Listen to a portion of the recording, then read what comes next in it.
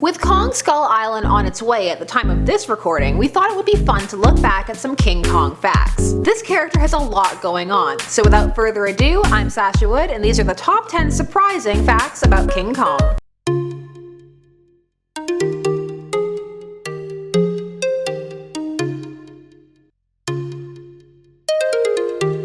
Number 10. The popularity of King Kong was aided by the fact that in general, during the early 20th century, there weren't many primates in zoos. Because of this, people wanted to see them, and with the rise of film, this became a way for people to see animals they would otherwise never get to see outside of the pages of a book in their lifetime. Number 9. Kong's name emerged out of the director's love for hard-sounding words that started with the letter K. Some of his favorite words were Komodo, Kodiak, and Kodak. He was particularly taken with Douglas Burden's book detailing his adventures on Komodo Island called Dragon Lizards of Komodo, where he called the animal in question King of Komodo. Marion C. Cooper combined king with his love of K sounds and came up with Kong, as he felt it sounded mysterious. A modern fact at number 8. Kong Skull Island was moved from Legendary Pictures to Warner Brothers so that the world can potentially be given a Godzilla King Kong crossover film. Thrilling news for those who love movie monsters and watching them go at it. Because if 2014 Godzilla taught us anything, it's when giant monsters are involved, the only thing to do is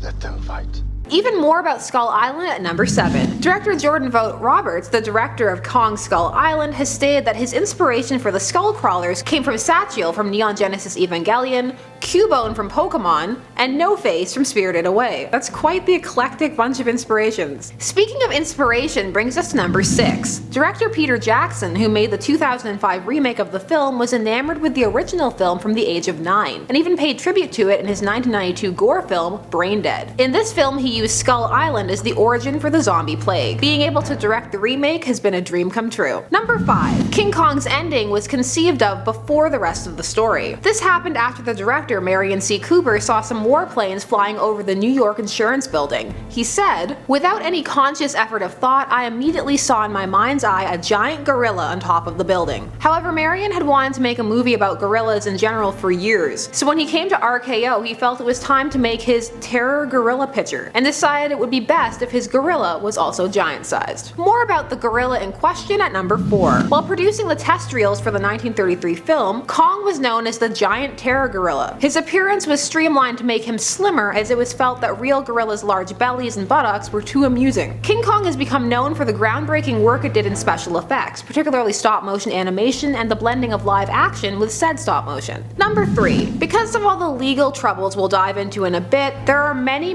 versions of King Kong, and he's particularly popular in Japan. Aside from releasing the original film in Japan in 1933, a 3-reel silent comedy short was also released. This was entitled Wasei Kingu Kongu, which translates essentially to Japanese King Kong. It used the RKO film as a backdrop for a comedic storyline about two jobless vagabonds, one who seeks to earn money to get married by playing King Kong on stage. Alas, over time this film has become considered a lost film. But it's nice to see that the tradition of taking animation or other works and splicing it together with original content is long and time-honored and goes both ways. Looking at you, Power Rangers and Voltron. Number 2. King Kong's novelization came out before the film in December of 1932 as part of an advanced marketing campaign. While the byline read that the script had been conceived by Marion C. Cooper and Edgar Wallace, Wallace actually died of pneumonia complicated by diabetes in February of 1932 before he could do any significant work on the project. In fact, Cooper said in the book The Making of King Kong in 1975, Edgar Wallace didn't write any of Kong, not one bloody word. I'd promised him credit, and so I gave it to him. And credit became very important to Cooper indeed at number 1.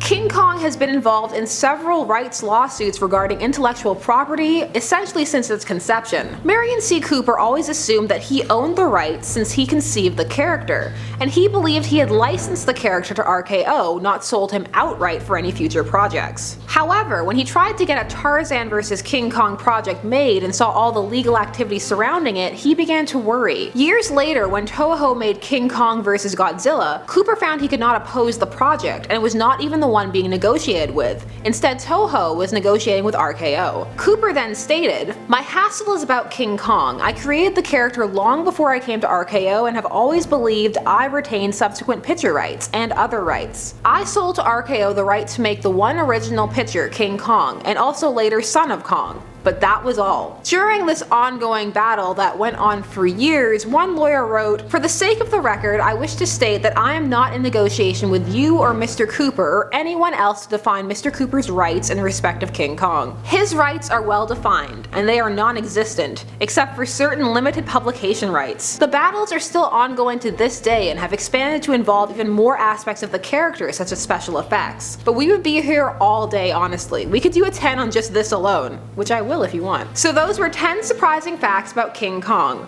Honestly, this character has a really interesting history, so please request a part 2, because I'd love to talk more about him. I'm Sasha Wood. Let me know if you're going to see the new, at the time of this recording at least, Kong film, and keep leaving all of your great suggestions down below, and don't forget to like, share, comment, and subscribe so you never miss another nerdy list.